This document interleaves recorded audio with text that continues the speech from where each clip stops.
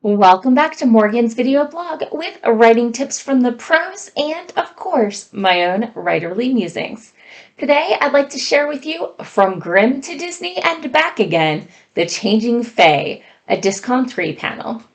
The panelists for the titular panel were E. Lily Yu, Jean Burlesque, Jenny Ray Rappaport, Leslie Wheeler, and Hildy Silverman. The panel description was as follows. Early fairy tales tend to be very dark. The 1800s saw the emergence of lighter, more whimsical fairies. Walt Disney made them even more saccharine. Now we are starting to see a return to the more dangerous, untrustworthy fae. From Grimm's fairy tale to Sleeping Beauty, Jonathan Strange and Mr. Norrell, and the Dresden Files, our panelists will discuss how fae have changed over the years. Let's start off talking about what inspired fae, the concept. While many cultures have stories of fae or similar creatures, do remember that they are not universal. Although many cultures do have a trickster god or being that sometimes plays similar roles, such as Coyote. The line between fae and gods can be fuzzy, but what the beings are depends on the beliefs of the storyteller. That said, there are as many theories as there are people, but here are a few of the top ones. First off, fae may have originated with equating them with nature and the consequences of messing with it. Secondly, it could be reflecting back the different natures of humanity with disowning children or the side of us where we're responsible for duties or, our responsibilities to deities even. Stories of fae could be showing that choices have consequences. Or, on the flip side, showing that sometimes things just happen no matter how well you follow the rules. And some come about because of how the culture is put together. The Wild Hunt stories came about in an era when royalty had the horses and the permission to hunt the wild spaces.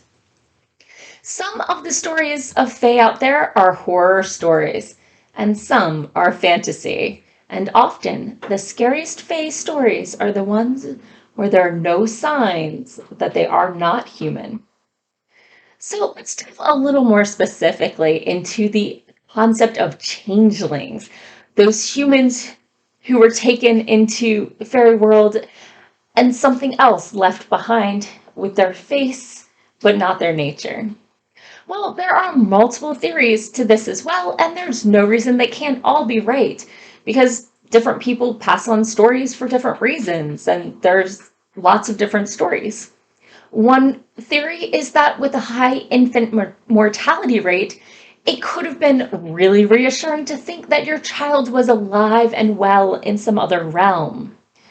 It could be reflecting that parents sometimes reject their own child because they're not what they wanted or expected, for reasons from having their own opinions to neurodiversity and autism to physical limitations. Or it could be simply that people are weird and kids are really weird. While they're still figuring out logic and how the world works, kids can say the weirdest things. So let's talk about the actual subject of this panel, the evolution itself. Was Disney responsible for changing fae stories from cautionary to inviting? No. If we track the stories from their earliest forms, we often find stories began as a connection to the inexplicable, transition into cautionary tales, and then were softened, quote unquote, for the children, because these stories were originally intended for adults. Industrialization was actually the beginning of the change. While many rural communities live with or even are comfortable with living with the inexplicable, during industrialization, we started to want to have everything explained. And with industrialization, we also got the Victorian creation of children's culture. Before that, we just slowly fed them adult things until they were ready for everything. Uh, Fairy stories also show the evolving role of women in a society, from women with mystique and magic to powerless to helpful wise women to Disney's evil stepmother. And this played out in real life. If we look at Luxembourg alone, over 3,500 quote unquote witches and werewolves were burned during the Renaissance. These were real people. And that's just Luxembourg, not even getting into the rest of the world. Now, cultures evolve though. We don't get as many fae stories told as truth these days. Instead, we get stories of aliens, where earlier stories of fae talk about appeasing them. The alien tales we get are of study and dissection. As a thought exercise, think about what that says about where we've come from and where we are now as a society and what we fear now. So, are there places where Disneyfication was avoided? Yes, of course. Germany, for the most part, parts of Scandinavia, Russia, and Japan, for example, and pockets here and there.